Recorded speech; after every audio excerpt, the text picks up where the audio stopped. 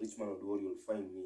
And we are here just in the Boys Arena studios to give you something small about sports. You know, we give you something small, but it turns to be something big. We talk everything sports, everything, anything to do with sports. You'll find it on all our social media pages at Boys Arena.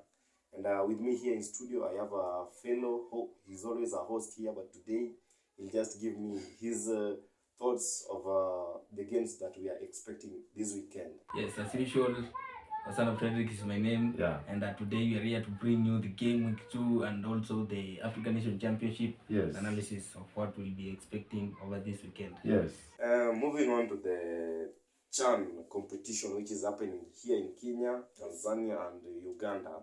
We have the quarterfinals coming up over this weekend. And the first match will be played here tomorrow at Kasarani Stadium. We have Kenya playing against Madagascar. What do you think of this game? Putting in mind that our boys have been really doing well. Yes, as you said, our boys have been really doing some great job, some fantastic work on and off the field. Yes. And now it's time for the quarterfinals. Yes. We have seen how they have performed during the group matches and in the group stage. And now is the big day. The whole country will be waiting tomorrow at 5 p.m. At the Moi International Sports Center. It will be a big match for Kenya because you look at how we managed to beat. If we managed to beat Morocco, even DR Congo, Angola, we drew with them, and Zambia. I don't think Madagascar will be that much tough for us because you look at their group. I don't think I haven't seen their matches, but looking at how the Harambee Stars have been playing and their overall performance since their first group match up to now, I'm very confident that we are going to win this match. Okay, so to you, Team Kenya to the semi-finals. This one is a very straight win because even they have also been promised, bearing in mind they have 3.5 after that match. I don't think they will have they'll go in that game knowing in mind that this is a do or die. Yes. Okay. The same day tomorrow at 8 p.m. we have Morocco playing against Tanzania, but they are going to play in Tanzania. Tanzania is welcoming them. Tanzania is welcoming them, and we have seen all those the online beef since this competition started. Even yesterday, against Tanzania. There have been some beef because even we look at yesterday after the ticket sale of Kenya versus Madagascar was sold out. Kenya has decided that now we want to buy that for Tanzania so that they'll play in an empty stadium, and they did so. And tuliona pia hata rais wao alikuja kalalamika sana akasema hiyo tumwadhalilisha sana, but they started this, so lazima tu watulie. So but tukiangalia sasa this match itakuwa very another good game ambayo tunangoja sana kwa sababu Tanzania wameongea mengi, hata wamesema ati tulingana sana tuchape Zambia so that tusiwamit, but sisi tumesema kama toa Morocco waichape and then wa manage wapite semis, sisi pia tupite semifinals, we'll meet at the finals. But tomorrow sioni kama hapa Tanzania wanapita. Sioni kama watapita kwa sababu ukiangalia Morocco I think ukiangalia vile walifanya DRC, they beat DRC, was it 3-1 or 4-1? They beat Angola. They won against Zambia. Kenya we managed to beat them with 10 men. And looking at the group that Tanzania walikuwa, sidhani kama walikuwa na match competition na sisi vile tulikuwa. Although pia wako na game fit, but hapa naona Morocco will win this game. And moving on to Saturday, we have Sudan playing against Algeria. Sudan versus Algeria. Yes. That one also is a very tricky match kwa sababu ukiangalia the last game Sudan played against Nigeria and waliweza kuwin wakaichapa, was it 4-0 in the group stage. And now they are facing Algeria and then remember Algeria ndio ilifungua the competition with Uganda na ikaichapa 2-0 I think.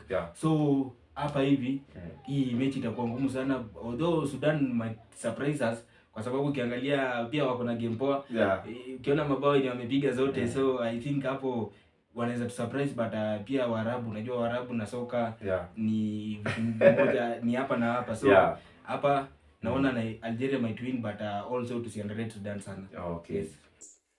Next match will be closing this quarterfinals. We have Uganda playing against Senegal, and it will be at Kampala in Uganda. Uganda versus Senegal. Yes, Uganda. First of all, Uganda tuliona waliweza lose their first group match against Algeria na tukaandalia sana, although pia ukiangalia that their group ilikuwa tricky sana kwa sababu nadhani number 1 alikuwa na 7 points. Then hao wengine wakafuatana 6 and then I think wa mwisho alipata 4 points.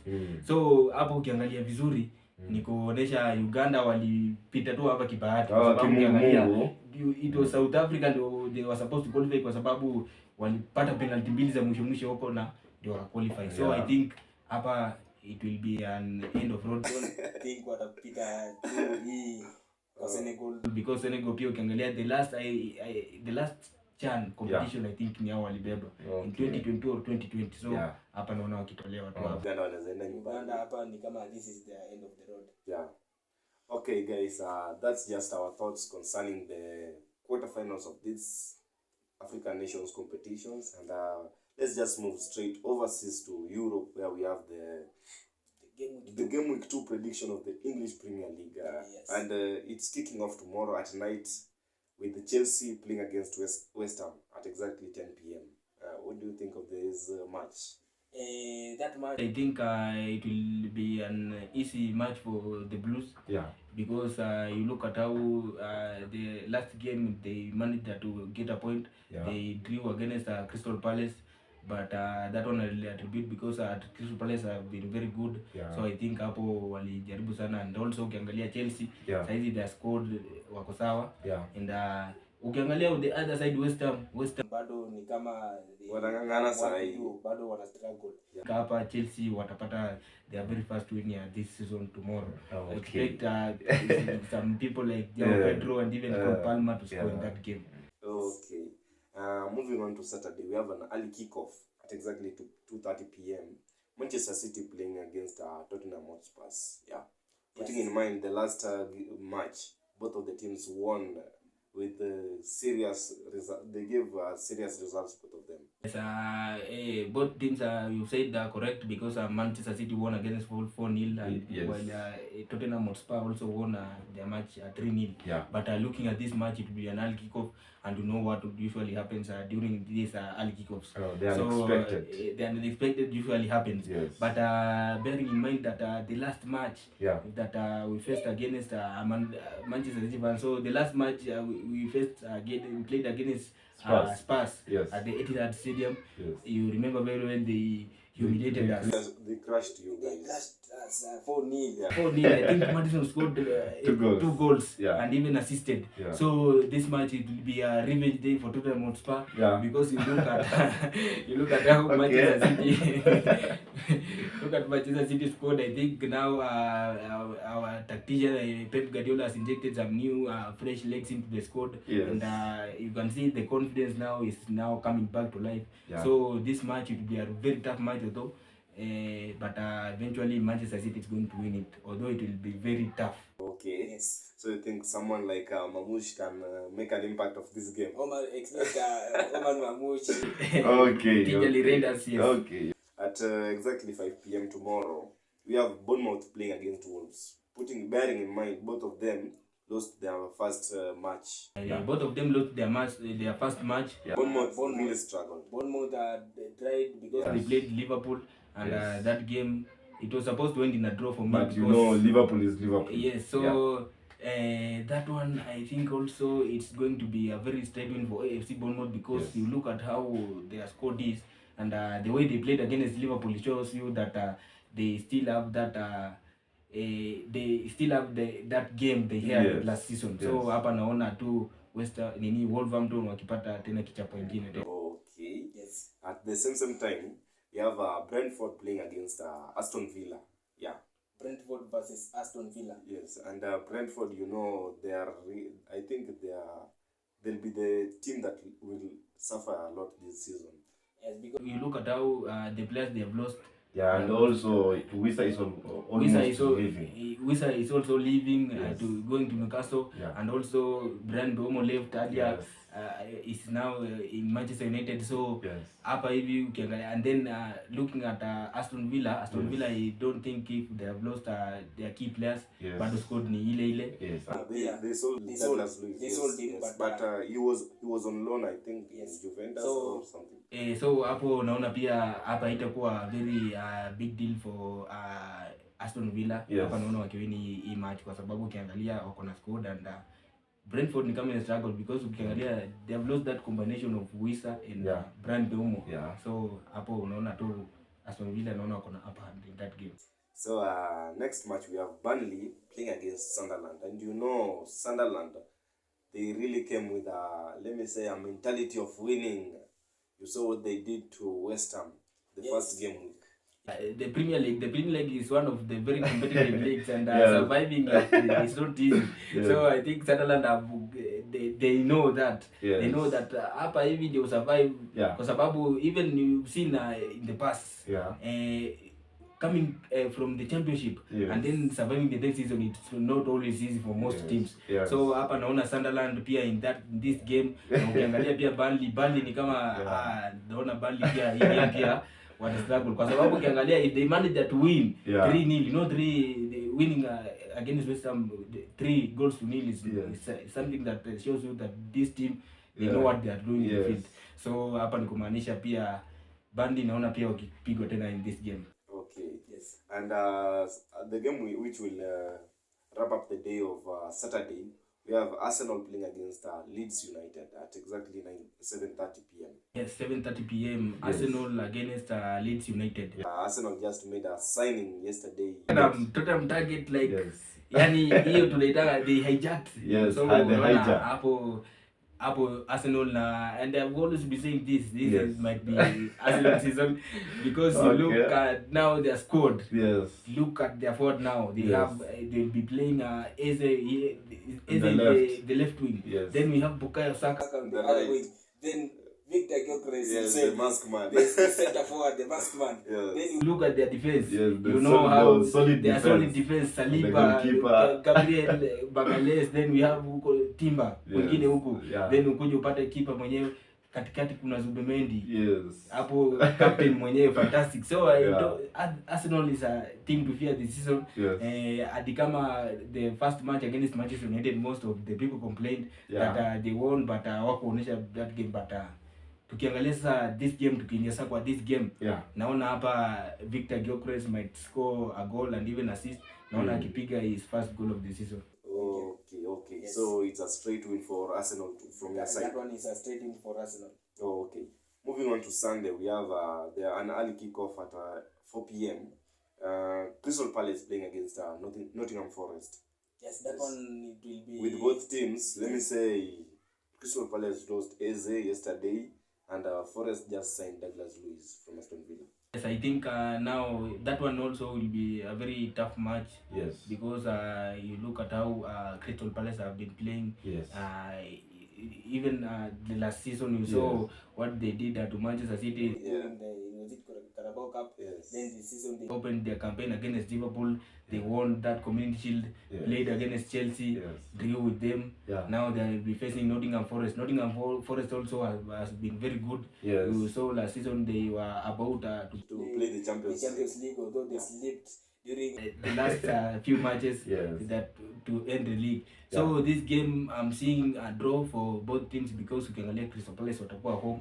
So hapa naona watataka tu kuachilia that very easy. This is Nottingham Forest. They have a striker, Chris Wood, which is he's also chasing the golden boot. The golden boot, and so what he did last game. So hapa although goals zitakuwa kila mahali kwa sababu ukiangalia Crystal Palace pia they forward although watakuwa wamelose Eze huku, but you know Mateta is always there. So hapa naona goals might be there, but naona inaweza enda in draw.